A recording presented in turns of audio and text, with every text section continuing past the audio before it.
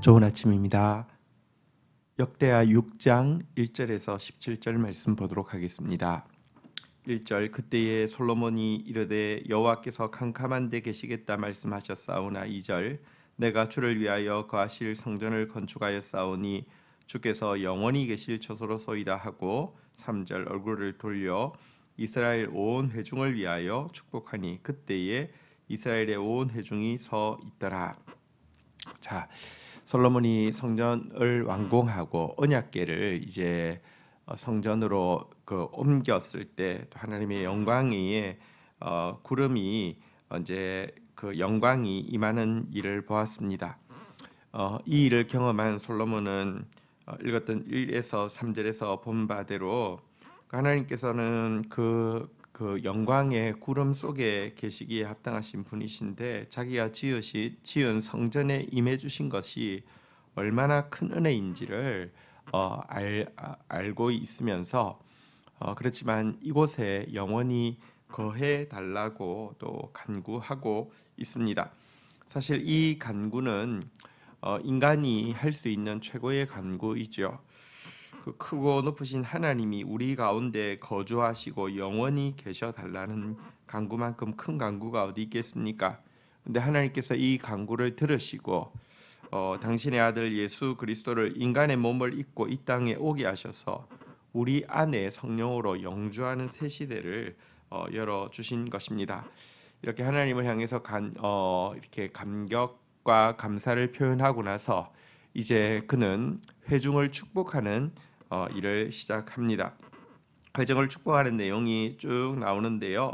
4절부터 11절까지의 내용은 그동안 성전 건축에 대한 간단한 경과를 백성들 앞에서 이렇게 알려주는 내용이 이제 축복을 하기 전에 이 성전 건축이 어떻게 진행됐는지 알려주는 내용을 담고 있습니다. 한번 보겠습니다. 4절 왕이 이르되 이스라엘 하나님 여호와를 송축할지로다. 여호와께서 그의 입으로 내 아버지 다윗에게 말씀하신 것을 이제 그의 손으로 이루셨도다. 이러시기를 내가 내 백성을 애굽 땅에서 인도하여 낸 날부터 내 이름을 둘 만한 집을 건축하기 위하여 이스라엘 모든 지파 가운데서 아무 성읍도 택하지 아니하였으며 내 백성 이스라엘의 주권자가 될 사람을 아무도 택하지 아니하였더니 6절 예루살렘을 택하여 내 이름을 거기 두고 또 다윗을 택하여 내 백성 이스라엘을 다스리게 하였노라 하신지라. 자, 먼저 성전이 이루어지는 경과에 대해서 이렇게 표현하고 있습니다. 내 아버지 다윗에게 말씀하신 것을 이제 그의 손으로 이루셨도다. 이 일이 이루어진 것은 하나님께서 솔로몬의 아버지 다윗에게 말씀하신 것을 이루신 것이다라고 이야기하고요. 또 지금 이제 그의 아들인 나를 통해서 이루셨지만 그의 손으로 이루셨도다. 하나님께서 말씀하신 것을 하나님께서 그의 손으로 이루셨다라고 이야기하면서 하나님께서 말씀하신 바가 무엇이냐고 하면 이스라엘 가운데 내가 내 이름을 둘 곳으로 예루살렘을 택하고 이스라엘 백성 가운데 내가 그들을 나의 통치의 대행자로 세우기로 결정한 사람은 다윗이다라는 이 말씀을 이제 이루셨다 이렇게 이야기를 하고 있는 내용입니다. 자, 7절부터의 내용도 좀 보도록 하겠습니다. 내 아버지 다윗이 이스라엘의 하나님 여호와의 이름을 위하여 성전을 건축할 마음이 있었더니 8절 여호와께서 내 아버지 다윗에게 이르시되 내가 내 이름을 위하여 성전을 건축할 마음이 있으니 이 마음이 내게 있는 것이 좋도다. 9절 그러나 너는 그 성전을 건축하지 못할 것이요 내 허리에서 나올 내 아들 그가 내 이름으로 을 위하여 성전을 건축하리라 하시더니 10절 이제 여호와께서 말씀하신 대로 이루셨도다.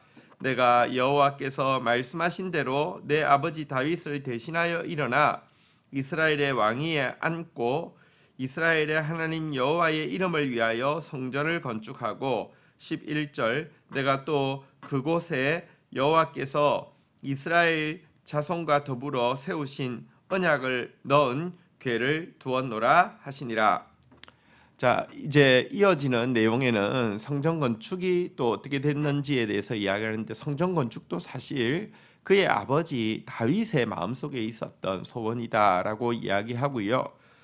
하나님께서 이 소원이 다윗에게 있는 것을 좋게 보셨다라고도 언급하고요. 그렇지만 그는 전쟁을 통해서 너무 많은 피를 흘렸기 때문에 성전은 사실은 참 평화를 이 땅 가운데 이렇게 주시기 위함이기 때문에 적절하지 않고 너의 허리에서 나오는 너의 아들을 통하여서 이루어질 것이다라고 말씀하셨는데, 그 말씀이 이루어져서 내가 이 일에 수종들게 되었다라고 이야기하고 있습니다. 사실 솔로몬이란 이름 자체가 샬롬, 그러니까 평화와 관련이 있습니다. 예루살렘이라는 이 성전이 세워진 곳도 이렇게 샬롬과 또 관련이 있는 이름이죠. 어쨌든 그가 특별히 잘나서 세운 것, 이 성전을 완성할 수 있었던 것이 아니라 하나님께서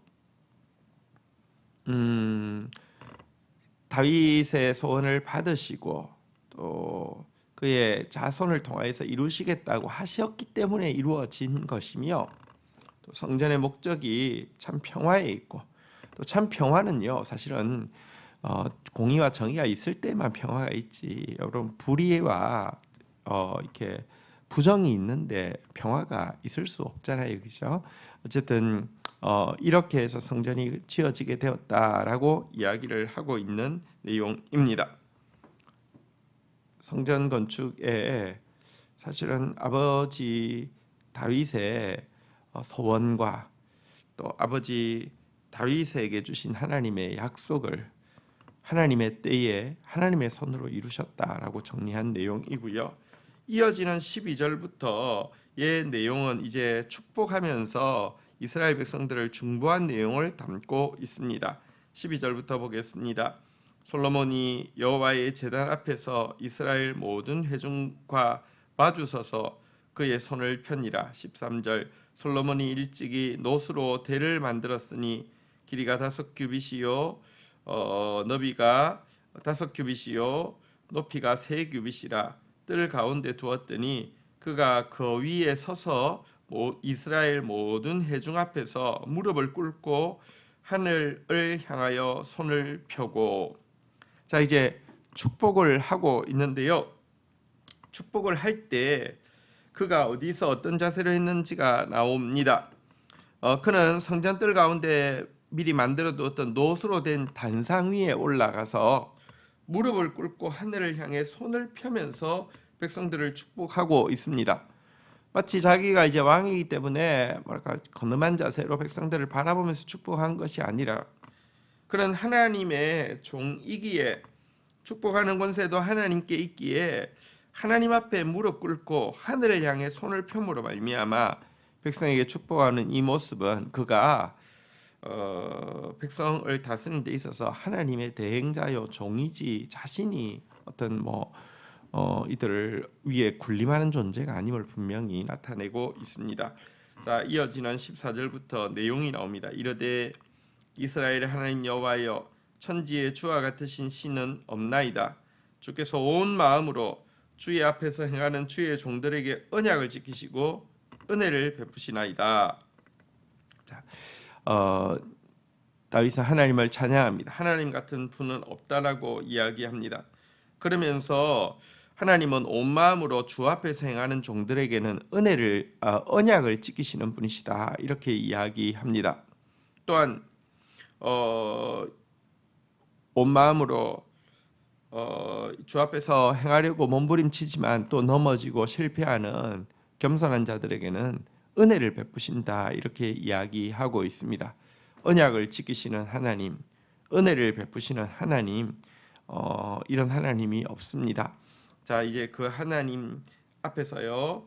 자, 15절입니다. 주께서 주의 종 내 아버지 다윗에게 허락하신 말씀을 지키시되 주의 입으로 말씀하신 것을 손으로 이루심이 오늘날과 같으니이다. 16절 이스라엘의 하나님 여호와여, 주께서 주의 종 내 아버지 다윗에게 말씀하시기를 내 자손이 그들의 행위를 삼가서 내가 내 앞에 행한 것 같이 내 율법대로 행하기만 하면 내게로부터 나서 이스라엘의 왕위에 앉을 사람이 내 앞에 끊어지지 아니하리라 하셨사오니 이제 다윗을 위하여 그 허락하신 말씀을 지키시옵소서. 17절 그런즉 이스라엘 하나님 여호와여 원하건대 주는 주의 종 다윗에게 하신 말씀을 확실하게 하옵소서.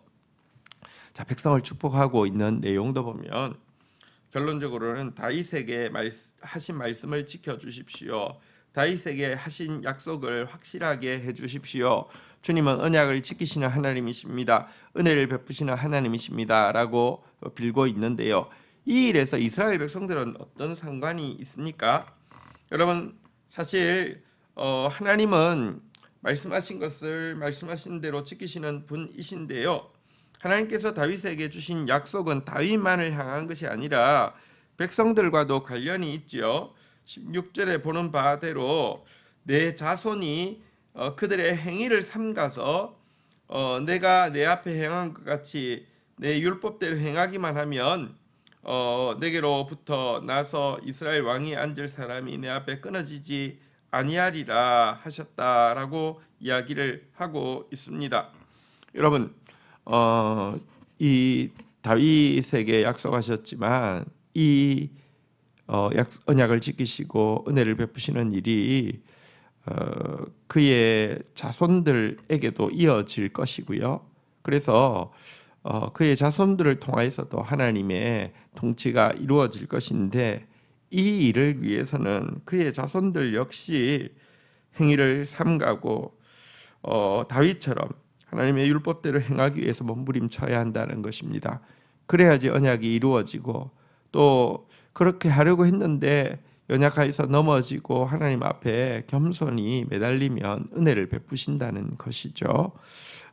여러분, 통치자가 바르게 하나님 앞에 서기 위해서 몸부림치고 하나님 앞에서 자기의 행위를 삼가고 하나님의 말씀대로 행하기 위해서 몸부림치면요, 그 축복이 백성들에게 그대로 고스란히 흐르게 되고요.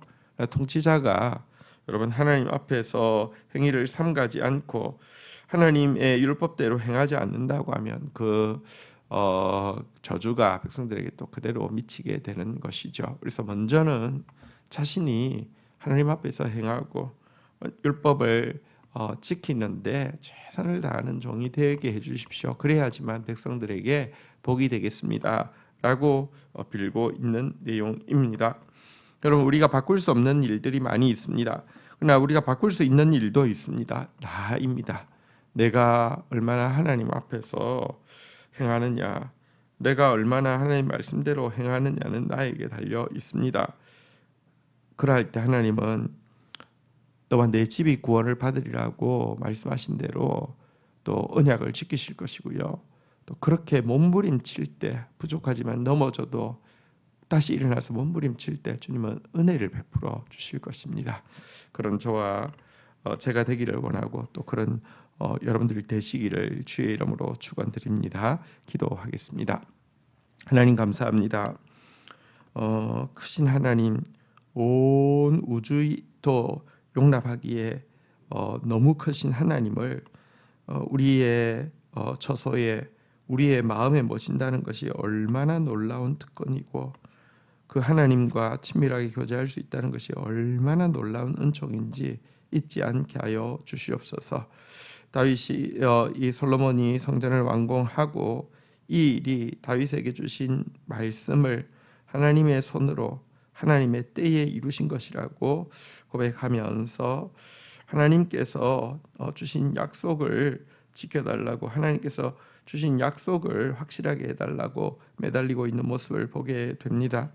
마치 내 공로나 내가 무언가 대단한 일을 한 것이 아니라 하나님께서 주신 약속을 하나님의 시간에 하나님의 손으로 이루신 것을 고백하며 하나님께 남은 모든 약속들을 이루어 주실 것을 간구하고 있는 이것이 우리가 드릴 유일한 기도임을 고백합니다.